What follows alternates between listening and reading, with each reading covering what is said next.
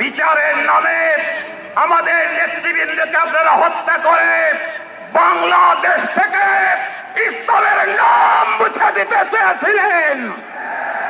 আপনারা ইসলামের নাম মুছে দিতে পারেন নাই। আজকে এডওয়ার্ড কলেজের ময়দান তার সাক্ষী। প্রিয় ভাইয়েরা, আমাদের নেতা বলে গেছেন, মাওলানা মতিউর রহমান নিজামী, আমার এক ফোঁটা রক্ত বৃথা যাবে না। এই রক্তের উপরে বাংলাদেশে ইসলাম কায়েম হবে ইনশাআল্লাহ। প্রিয় ভাইয়েরা, আমাদের নেতাদেরকে ওরা অন্যায়ভাবে হত্যা করেছে। এই বাংলাদেশের ময়দান তারা খালি করতে চেয়েছিল, ইসলাম যাতে কোনোদিন মাথা চারা দিতে না পারে। আমরা